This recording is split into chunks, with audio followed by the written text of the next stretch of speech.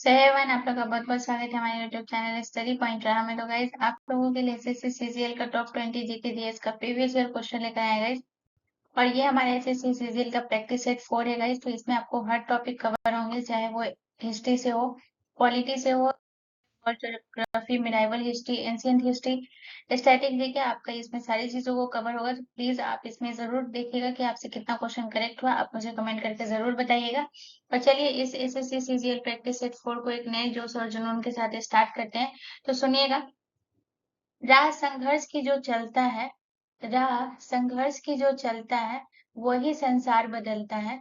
जिसने रातों से जंग जीती है, सुबह सूर्य बनकर वही चमका है। तो चलिए हमारा पहला क्वेश्चन कह रहा है कि क्वेश्चन नंबर 1 हमसे कह रहा है कि निम्न में से किस धरोहर को सबसे पहले यूनेस्को में शामिल किया गया है। ठीक है, तो किस धरोहर को सबसे पहले यूनेस्को में शामिल किया गया यानी वर्ल्ड हेरिटेज में।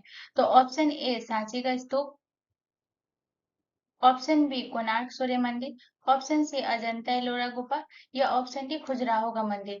तो गाइस इसका जो करेक्ट आंसर होगा वो होगा option number C is the correct answer. Ajanta और एलोरा की गुफा को जो है धरोहर में सबसे पहले यूनेस्को में शामिल किया गया। अब ये जानते हैं कि किसे कब शामिल किया गया, इसे अच्छे से समझते हैं। गाइस अगर सांची के स्तूप की बात करें कि इसे कब शामिल किया गया, तो ये याद रखना है कि 1989 में जो है वो सांची के स्तूप को शामिल किया गया 1989 में। अब बात करते हैं कोणार्क सूर्य मंदिर। तो इसे वर्ल्ड हेरिटेज में कब शामिल किया गया था, तो 1984 में। 1984 में जो है वो कोणार्क का सूर्य मंदिर को वर्ल्ड हेरिटेज में शामिल किया गया 1984। अब बात करते हैं अजंता और एलोरा की गुफा को, इसे किया गया था 1983 में। ये भी ध्यान रखना है आपको डेट। और इसके साथ साथ जो है आगरा का किला भी जो है इसको 1983 में ही वर्ल्ड हेरिटेज में शामिल किया गया था। उसके बाद अगर बात करें खजुराहो के मंदिर की, तो 1986 में जो है वो खजुराहो के मंदिर को वर्ल्ड हेरिटेज में शामिल किया गया। तो ये था 1989, 1984, 1986 और ये था 1983। तो आपसे क्वेश्चन यही कह रहा था कि धरोहर सबसे पहले जो है यूनेस्को में शामिल किया गया। तो सबसे पहले किसे शामिल किया गया, 1983 वाले को क्या होगा, यानी कि अजंता और एलोरा की गुफा। तो नेक्स्ट क्वेश्चन की तरफ। अगला क्वेश्चन हमारा क्वेश्चन नंबर 2 है। इस क्वेश्चन नंबर 2 कह रहा है कि तहकीके हिंद पुस्तक के लेखक कौन है। और ये बहुत ज्यादा इंपॉर्टेंट क्वेश्चन है गाइस। तो बताइए। तो option A Gulbadan Begum, option B Firdausi, option C Abdul Hamid, या ऑप्शन डी अलबरूनी। तो गाइस सबसे पहले आपको बात करें अगर गुलबदन बेगम की, तो आपको पता होगा कि जो हुमायूं नामा जिसने लिखा था वो गुलबदन बेगम लिखी थी। तो इसका जो करेक्ट आंसर होगा वो होगा हुमायूं नामा। ठीक है, तो हुमायूं नामा जिसने लिखा था वो था गुलबदन बेगम ने जो है वो हुमायूं नामा लिखी थी। उसके बाद अगर अब्दुल हमीद की बात करें तो ये इन्होंने लिखा था बादशाह नामा। ठीक है, तो बादशाह नामा अगर किसी ने लिखा था तो वो था अब्दुल हमीद। तो यहाँ पे मैं लिख दे रही हूँ ताकि आप लोगों को इसमें कोई दिक्कत ना हो। बादशाह नामा, बादशाह नामा लिखे थे अब्दुल हमीद। और जो फिरदौसी थे इन्होंने लिखा था शाहनामा। मैं यहाँ पे लिख देती हूँ, शाहनामा जो लिखे थे वो फिरदौसी ने लिखे थे। और अलबरूनी जो लिखा है वो इन्होंने लिखा था तहकीके हिंद। ठीक है, तो तहकीके हिंद पुस्तक के जो लेखक है वो अलबरूनी है। ठीक है, तो ऑप्शन नंबर जो डी है वो हमारा करेक्ट आंसर हो जाएगा, अलबरूनी। ठीक है, और ये जो पिक्चर में आपको दिख रहे हैं ये हमारे अलबरूनी है। चलिए नेक्स्ट क्वेश्चन की तरफ। अगला क्वेश्चन हमारा क्वेश्चन नंबर 3 है गाइस। क्वेश्चन नंबर 3 कह रहा है कि केंद्रीय कपास अनुसंधान केंद्र कहाँ स्थित है। ठीक है, तो यहाँ पे अनुसंधान से रिलेटेड एक प्रश्न रहता ही है। तो ये भी बहुत ज्यादा इंपॉर्टेंट प्रश्न है। तो अब पता है तो आपको सही बात है, अगर नहीं पता है तो इसको नोट कर लीजिएगा। तो option A Rajahmundry, option B Shimla, option C Nagpur, या option D Cuttack. So guys इसका जो करेक्ट आंसर होगा वो होगा option number C is the correct answer. Nagpur में जो है वो कपास अनुसंधान केंद्र है। अगर आप फिगर में देखेंगे तो जहाँ पे मैं आपको सर्कल कर रही हूँ यहाँ पे नागपुर लिखा होगा, यानी कि central institute for cotton research Nagpur. ठीक है, तो यहाँ पे जो मैं सर्कल की हूँ आप यहाँ पे देख सकते हैं, यहाँ पे नागपुर लिखा हुआ है। ठीक है, उसके बाद अगर कटक की बात करें तो कटक में जो है वो है हमारा चावल अनुसंधान संस्थान जो है वो हमारा कटक में है। ठीक है, ये आपको ध्यान रखना है। उसके बाद अगर शिमला की बात करें तो शिमला में जो है वो आलू अनुसंधान संस्थान जो है वो हमारा शिमला में है। उसके बाद अगर राजमुंदरी की बात करें तो यहाँ हमारा तंबाकू अनुसंधान स्थित है। ठीक है, तो यहाँ पे तंबाकू अनुसंधान स्थित जो है वो हमारा राजमुंदरी में है, ये आपको ध्यान रखना। और नागपुर में जो है वो हमारा कपास, ठीक है, नागपुर में जो है वो हमारा कपास अनुसंधान स्थित है। चलिए नेक्स्ट क्वेश्चन की तरफ। अगला क्वेश्चन हमारा क्वेश्चन नंबर 4 है गाइस। क्वेश्चन नंबर 4 हमसे कह रहा है कि भारत और चीन के बीच की अंतरराष्ट्रीय सीमा रेखा कौन सी है? तो ऑप्शन ए मैकमोहन रेखा, ऑप्शन बी डुरंड रेखा, ऑप्शन सी मेननहेम रेखा या ऑप्शन डी रेड क्लिफ रेखा। तो गाइस इसका जो करेक्ट आंसर होगा वो होगा option number A is the correct answer. Bharat और चीन के बीच की अंतरराष्ट्रीय जो सीमा रेखा है वो है मैकमोहन रेखा। ठीक है, मैकमोहन रेखा। अगर बात करें कि कहाँ पे है ये मैकमोहन रेखा, तो जैसे कि ये हमारा जो है वो इंडिया का मैप हो गया। ठीक है, इंडिया का मैप होने के बाद जब आप इस तरीके से जो आते हैं, यहाँ पे इस तरीके से जो रहता है, तो यहाँ पे जो है हमारा चीन है। ठीक है, ये आपको पता होगा कि यहाँ पे जो है वो हमारा चीन है, जहाँ पे मैं सर्कल कर रही हूँ। तो यहाँ से जो लाइन खींची हुई है, ये वाला जो लाइन खींचा हुआ है, मैं आपको दूसरे इससे बता रही हूँ, ये वाला जो लाइन खींचा हुआ है यही हमारा जो है वो मैकमोहन रेखा होता है। ठीक है, तो ये हमारा जो मैकमोहन रेखा है, इसी को भारत और चीन के बीच जो खींची गई है, ये हमारी मैकमोहन रेखा है। उसके बाद बात करते हैं रेड क्लिफ रेखा। तो ये इंडिया और पाकिस्तान के बीच खींची गई है। तो भारत और पाकिस्तान के बीच कौन सी रेखा खींची गई है? वो है रेड क्लिफ रेखा, ये आपको ध्यान रखना है। उसके बाद अगर बात करेगा इस डुरंड रेखा का, तो ये है पाकिस्तान और अफगानिस्तान के बीच खींची गई थी। तो पी से पाकिस्तान, ए से अफगानिस्तान, इसको नोट कर लीजिएगा। उसके बाद बात करते हैं इस मेननहेम रेखा की। तो मेननहेम रेखा जो खींची गई है वो खींची गई है रूस और फिनलैंड में। तो ये भी आपको ध्यान रखना है, आर से रूस और एफ से फिनलैंड, ये आपको ध्यान रखना है। चलिए नेक्स्ट क्वेश्चन की तरफ। अगला क्वेश्चन हमारा क्वेश्चन नंबर 5 है। इस क्वेश्चन नंबर 5 हमसे कह रहा है कि मेंडल का आनुवांशिकता का सिद्धांत किस पर आधारित है? ठीक है, तो मेंडल का आनुवांशिकता सिद्धांत किस पर आधारित है? ये भी बहुत इंपॉर्टेंट प्रश्न है। तो ऑप्शन है अलैंगिक जनन, ऑप्शन बी कायिक जनन, ऑप्शन सी लैंगिक जनन या ऑप्शन डी इनमें से सभी। सो इसका जो करेक्ट आंसर होगा वो होगा option number D is the correct answer, इनमें से सभी। चलिए नेक्स्ट क्वेश्चन की तरफ। अगला क्वेश्चन हमारा क्वेश्चन नंबर 6 है। इस क्वेश्चन नंबर 6 कह रहा है कि निम्न में से कौन सा लोक जनजातीय नृत्य उत्तराखंड से संबंधित है? तो उत्तराखंड से संबंधित आपसे क्या पूछ रहा है? लोक जनजातीय। ठीक है, लोक जनजातीय नृत्य जो है वो उत्तराखंड से संबंधित कौन सा है? तो ऑप्शन ए जातरा, ऑप्शन बी विधि, ऑप्शन सी यक्षगान या ऑप्शन डी झोड़ा। तो गाइस इसका जो करेक्ट आंसर होगा वो होगा option number D is the correct answer. Jhora जो है वो उत्तराखंड राज्य से संबंधित है। अगर बात करते हैं यात्रा की, तो ये हमारा पश्चिम बंगाल से संबंधित है। तो ये भी आपको ध्यान रखना है कि पश्चिम बंगाल से हमारा कौन सा संबंधित है? यात्रा। तो क्योंकि लोक जनजाति भी बहुत इंपॉर्टेंट है, तो ये भी आपको ध्यान रखना है कि पश्चिम बंगाल से हमारा यात्रा संबंधित है। उसके बाद अगर यक्षगान की बात करें, तो गाइस यक्षगान जो है वो हमारा कर्नाटक से संबंधित है, ये भी आपको ध्यान रखना है। कर्नाटक से जो संबंधित है वो हमारा यक्षगान है। उसके बाद लास्ट हमारा बात करते हैं विधि। तो विधि जो है वो हमारा आंध्र प्रदेश से संबंधित है, ये भी आपको ध्यान रखना है। आंध्र प्रदेश से जो संबंधित है वो हमारा विधि है। चलिए नेक्स्ट क्वेश्चन की तरफ।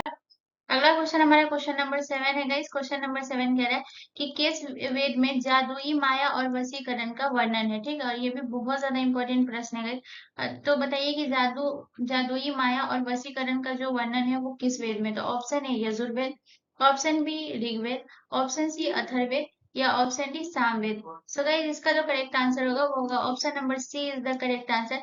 जादुई माया और वशीकरण का वर्णन जो किया गया है वो अथर्ववेद में किया गया है। तो ऑप्शन नंबर सी जो है वो हमारा करेक्ट आंसर हो जाएगा। ठीक है, चलिए नेक्स्ट क्वेश्चन की तरफ। अगला क्वेश्चन हमारा क्वेश्चन नंबर 8 है। इस क्वेश्चन नंबर 8 कह रहा है कि प्रथम जैन संगीति किनकी अध्यक्षता में हुई थी? और ये मोस्ट इंपोर्टेंट क्वेश्चन है गाइस, मोस्ट वीवीआई क्वेश्चन है, ध्यान रखिएगा कि जैन संगीति जो है वो किनकी अध्यक्षता में हुई थी? Option A Ajitnath, option B Bhadrabahu, option C Arya Sudharma या ऑप्शन डी स्थूलभद्र। सो इसका जो करेक्ट आंसर होगा वो होगा option number D is the correct answer. Sthulabhadra की जो अध्यक्षता में जो है वो प्रथम जैन संगीति की अध्यक्षता हुई थी। स्थूलभद्र की अध्यक्षता। अगर पूछे कि इसमें जो है जब ये प्रथम जैन संगीति हुआ था तो उसमें कार्यकाल किसका था? अगर आपसे कार्यकाल पूछे तो आपको ये भी याद रखना है क्योंकि कार्यकाल भी इससे जरूरी है। तो जब प्रथम जैन संगीति हुआ था उस टाइम जो जिनका कार्यकाल चल रहा था वो चल रहा था चंद्रगुप्त मौर्य का। ठीक है, तो आपको ये ध्यान रखना है कि चंद्रगुप्त मौर्य का जो कार्यकाल है चंद्र चंद्रगुप्त मौर्य का। ठीक है, तो ये आपको ध्यान रखना है कि उस टाइम उन जो कार्यकाल था वो चंद्रगुप्त मौर्य का था। ये आपको ये ध्यान रखना है क्योंकि ये बहुत जरूरी चीज है गाइस, इसको नोट कर लीजिएगा। ठीक है, उसके बाद अगर आपसे ये पूछे गाइस कि इनका कार्यकाल जो था वो कब से कब तक था, तो ये भी आपको ध्यान रखना है। अगर कार्यकाल के बारे में पूछे तो ये आपको नोट कर लेना है कि इनका कार्यकाल था 322 ईसा पूर्व से लेकर 297 ईसा पूर्व। ठीक है, तो यहाँ पे मैं लिख देती हूँ 322 ईसा पूर्व से लेकर 297 ईसा पूर्व जो है वो चंद्रगुप्त मौर्य का कार्यकाल था। ठीक है, चलिए नेक्स्ट क्वेश्चन की तरफ। अगला क्वेश्चन हमारा क्वेश्चन नंबर 9 है गाइस। क्वेश्चन नंबर 9 कह रहा है कि इनमें से कौन सा दर्रा जम्मू को श्रीनगर से जोड़ता है, और ये बहुत ज्यादा इंपॉर्टेंट प्रश्न है गाइस। तो बताइए कौन सा दर्रा, तो ऑप्शन ए बनिहाल दर्रा, ऑप्शन बी पीर पंजाल दर्रा, ऑप्शन सी बुर्जिल दर्रा, या ऑप्शन डी जोजिला दर्रा। सो गाइस इसका जो करेक्ट आंसर होगा वो होगा option number A is the correct answer. Banihal दर्रा जो है वो जम्मू को श्रीनगर से जोड़ता है। चलिए नेक्स्ट क्वेश्चन की तरफ। अगला क्वेश्चन हमारा क्वेश्चन नंबर 10 है गाइस। क्वेश्चन नंबर 10 कह रहा है कि रंगोली भारत की किस क्षेत्र की प्रमुख लोक कला शैली है। ठीक है, तो बताइए कि रंगोली किसकी लोक कला शैली, तो option A Assam, option B Karnataka, option C Maharashtra, या option D Kerala. So guys इसका जो करेक्ट आंसर होगा वो होगा option number C is the correct answer. Rangoli जो है वो महाराष्ट्र की जो है वो प्रमुख लोक कला शैली है। इनफैक्ट रंगोली की अगर बात हो तो तमाशा की बात हो तो ये सब जो है वो महाराष्ट्र की जो है प्रमुख लोक कला शैली है गाइस। अगर बात करेगा इस कर्नाटक की, तो कर्नाटक की आपको ये याद रखना है कि कर्नाटक का जो है वो यक्षगान लोक कला शैली है कर्नाटक का। ठीक है, अगर बात करें केरल का तो केरल का जो है वो कोट्टायम जो है, कोट्टायम जो है ये है केरल का लोक कला नृत्य, ये आपको ध्यान रखना है। और जो बिहू है वो असम का लोक कला नृत्य है, ये भी आपको ध्यान रखना है। बिहू जो है वो असम का लोक कला नृत्य है। चलिए नेक्स्ट क्वेश्चन की तरफ। अगला क्वेश्चन हमारा क्वेश्चन नंबर 11 है गाइस। क्वेश्चन नंबर 11 कह रहा है कि भारत में पहली बार सिविल सेवा की परीक्षा कहाँ पर आयोजित की गई थी, तो option A Patna, option B Calcutta, option C Mumbai, या ऑप्शन डी इलाहाबाद। तो गाइस इसका जो करेक्ट आंसर होगा वो होगा option number D is the correct answer. Allahabad में जो है वो सिविल सेवा परीक्षा की आयोजित की गई थी। चलिए नेक्स्ट क्वेश्चन की तरफ। अगला क्वेश्चन हमारा क्वेश्चन नंबर 12 है गाइस। क्वेश्चन नंबर 12 कह रहा है कि झील के अध्ययन को निम्नलिखित में से क्या कहा जाता है। ठीक है, तो option A topology, option B hydrology, option C potamology, या ऑप्शन डी लिग्मोलॉजी। तो गाइस इसका जो करेक्ट आंसर होगा वो होगा option number D is the correct answer.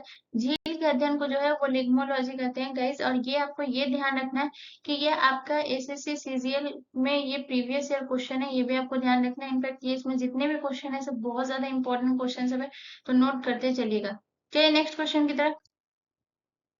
अगला क्वेश्चन हमारा क्वेश्चन नंबर 13 है गाइस। क्वेश्चन नंबर 13 कह रहा है कि पृथ्वी पर सबसे अधिक मात्रा में पाए जाने वाला धातु है, तो बताइए कि सबसे अधिक मात्रा में पाया जाने वाला धातु कौन सा है, तो option A sodium, option B calcium, option C aluminium, या ऑप्शन डी लोहा। सो गाइस इसका जो करेक्ट आंसर होगा वो होगा option number C is the correct answer. पृथ्वी पर सबसे अधिक मात्रा में पाए जाने वाला जो धातु है वो हमारा एल्युमिनियम है। लेकिन अगर पूछे कि पृथ्वी पर धातु की जगह पे, आपको धातु की जगह पे अगर आपसे पूछता है कि सबसे अधिक मात्रा में पाए जाने वाला तत्व, ठीक है, अगर तत्व की बात करता तो फिर कौन हो जाता है, तो इसका करेक्ट आंसर हो जाता है ऑक्सीजन। तो ये जो आप लोग ने जितने भी लोग हैं जो मेरा एसएससी सीजीएल का प्रैक्टिस सेट देखे होंगे प्रीवियस वाला, उनमें पता होगा कि उनमें मैं बताई थी उसमें कि जो धातु जब आप पूछे तो वो एल्युमिनियम होता है, और जब तत्व की बात करें सबसे अधिक मात्रा में तो वो ऑक्सीजन होता है। ये आप लोगों को ध्यान रखना है। तो लोगों को पता होगा, अगर जिन लोगों ने भी मेरा प्रीवियस ईयर का प्रैक्टिस सेट नहीं देखा जैसे कि 3, 2, 1, तो वो जाके जरूर देख ले क्योंकि ये वो सब बहुत ज्यादा इंपॉर्टेंट है। चलिए नेक्स्ट क्वेश्चन की तरफ।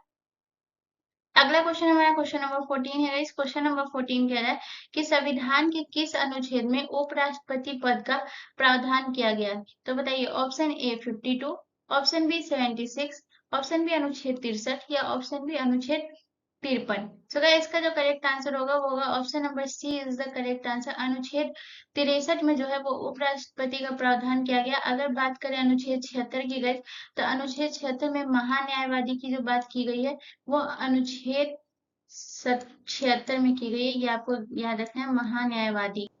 और अगर बात करें अनुच्छेद 52 की, तो इसमें कहा कि भारत का एक राष्ट्रपति होगा, वो अनुच्छेद 52 में कहा गया। तो ये भी आपको ध्यान रखना है कि भारत का एक राष्ट्रपति होगा वो अनुच्छेद 52 में होगा, ये भी आपको ध्यान रखना है। चलिए नेक्स्ट क्वेश्चन की तरफ।